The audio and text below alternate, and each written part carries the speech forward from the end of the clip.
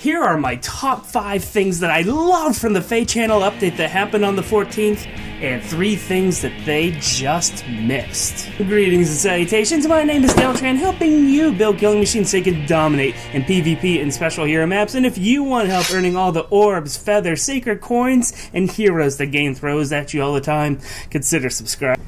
The FEH Channel was amazing, wasn't it? I loved it. All of the new announcements, all the new additions to the game.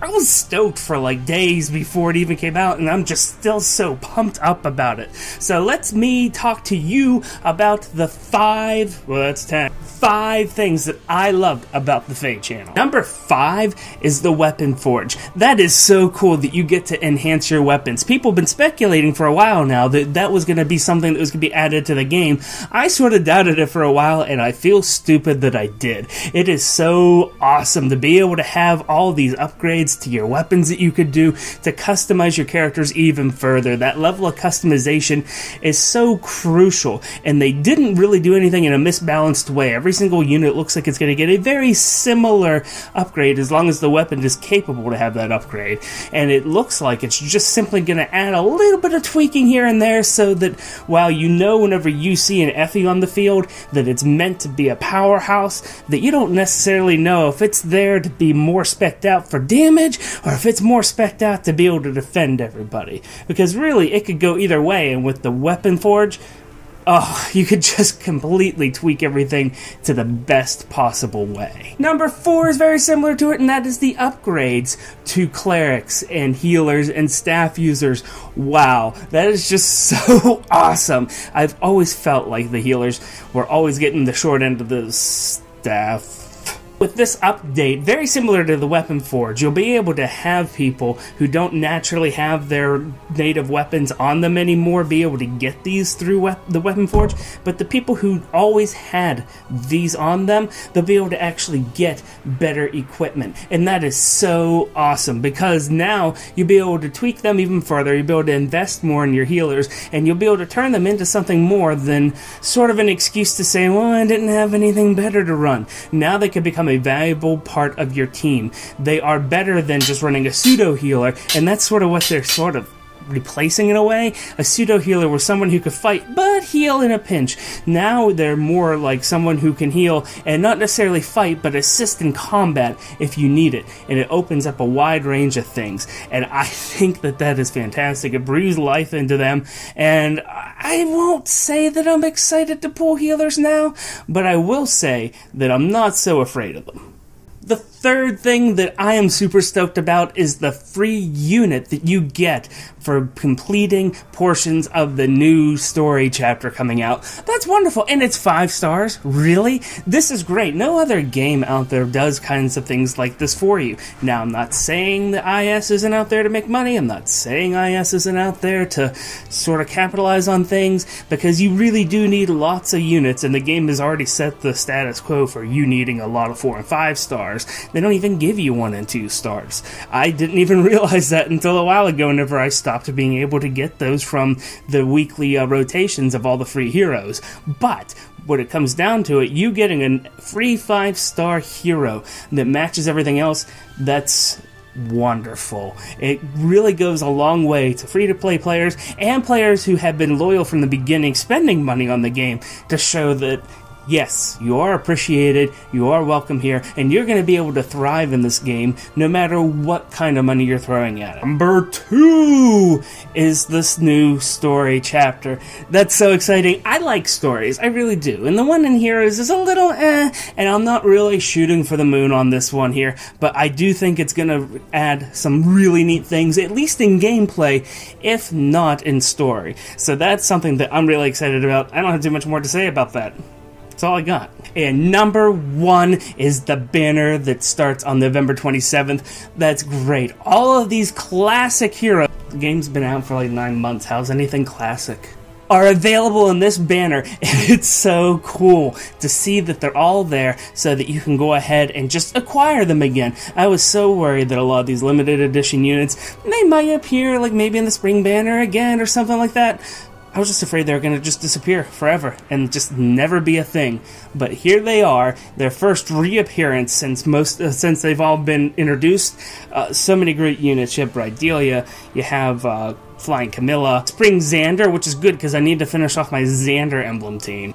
And a lot of other classic heroes that are just exciting to have, like Hector and Ike and Jenny. I mean, this is like Christmas, assuming that you do spend money, or at least accrue a fair number of orbs. But even then, your chances of getting these heroes are astronomical just because of the fact that there are no pity rate breakers, and your base rate is 8%. 8%! That's amazing! That's better than the Hero Fest banners. I mean, who even cares about them anymore? I'm just so excited for all these updates to come out. But, you know, hey, this is the internet, and there's gotta be something we can complain about, am I right? Turns out there are things to complain about, and I'm about ready to talk to you about them. First thing, they didn't do anything with the friends list. I mean, that thing is terrible. What is the point of it? Just for the voting gauntlet? That's not an incentive at all. Sure, it's fun to play with them. I even said so in my videos about the voting gauntlet, and I don't want that taken away. But can we do something other than, like, stare at a number of how long ago they were logged in? That would be great. Now, I get it. It's Nintendo. They're terrible with this whole online thing. But you know what? It's already linked to a mobile phone. Everything is already there. You just need to be able to open up different avenues for the heroes to be able to be used. Or at a bare minimum, just let us see other things that are going on with them. I mean, like, stats or something. I don't know. I almost don't care what you give us right now. At this point, Nintendo, give us something. Second thing that they dropped the ball on is sort of related to the first. Why can't we see who attacked us? I know. Well, you can see who attacked us, but you don't get any information on that. You don't know who beat you, and you don't know what compositions won or lost against you. That's a complete miss. Every other single game like this has that information. And now that, especially now that all these other options are coming out for your teams, it's not so cut and dry how to counter everything that's flying at you. I think this information is not just fun to have. I think it's becoming useful and almost needed. The last thing that I can complain about is that they haven't added any new content. Yeah, we get to build things, they're giving us a new banner, and they are coming with a new story chapter, which is cool. But there's nothing new to do. I mean, there's another Tempest trial coming, there might be voting gauntlets coming up, unless they have something big under their hat for the holiday season, which they may, I'm not saying they aren't, but unless they do that, what else is there to do in the game? I mean, seriously, we're just going to be grinding for new weapons in the Weapon Forge and going ahead and blasting through the story missions as soon as we get them. And that's really not a heck of a lot different than what we were doing before. Don't get me wrong, I'm not ungrateful for what Nintendo has given us. I just wish I could do something with all the cool toys they've given us. It's sort of like getting a bicycle on Christmas Day whenever you live in Maine. What are you going to do with that? Now, I will give Nintendo some benefit of the doubt here. Not only might they be packing something pretty big for the holiday season, but when it comes down to it, like I said, this game is not that much different from other games.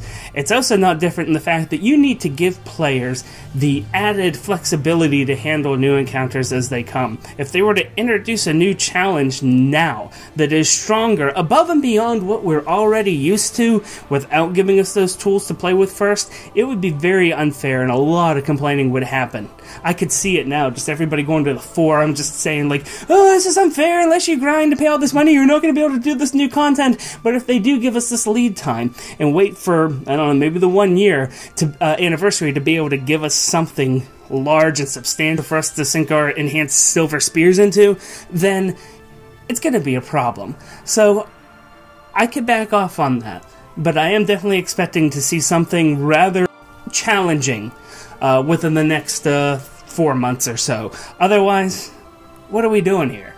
Let me know, what was your most exciting thing that you saw from the FEH Channel update, and do you agree with me? Were you expecting any one of these things, or am I pretty much alone on this one? Regardless, if you like your Fire Emblem information hot and fresh like Grandma's cookies, hit that subscribe button. My name is lliittttllee. Thank you guys so much. I greatly appreciate all of you, and until next time, take it easy.